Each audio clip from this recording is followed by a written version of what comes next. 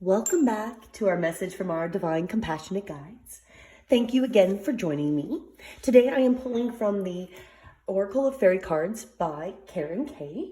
So let's get ourselves centered. Let's take a deep breath in. And as we exhale, just allow ourselves to be centered and open for our message for today. And today I have again asked, what advice do our guides have for us today? And would be the most helpful for all of us. So let's find out. So the first card is Moon Energy. Surrender to the natural ebb and flow of life. If you're feeling confused, this fairy comes to calm emotions and reassure you that peace of mind is possible. So clearly, we're first being advised that we need to connect. We're seeing this common thread: connection, and trust. So going in the connection, surrendering to the ebb and flow, to the pull of our cosmic energies around us. So again, that's come up as our first card. Our second card, moderation. Is there something you know you shouldn't be eating? Try to eat mindfully and healthily.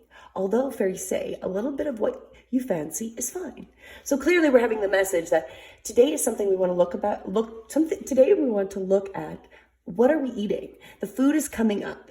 This is going to be our focus of what our guides want us to look at today. And then our end result here, protection. The fairies of protection are shielding you with a magical fairy ring of love and light. Practice psychic protection before embarking upon any spiritual work.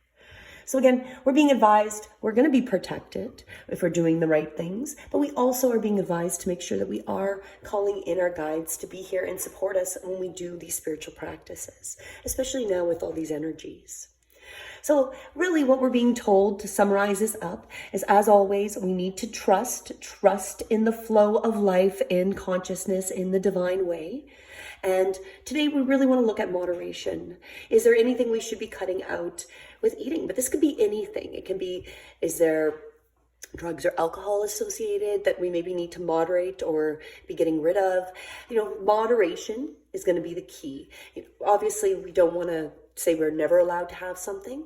A little bit of what you fancy is fine, but we really have to relook. Are we pulling ourselves too much out of alignment with our food or things that we're taking into our body? Because that's going to really affect our being able to trust and be in that ebb and flow.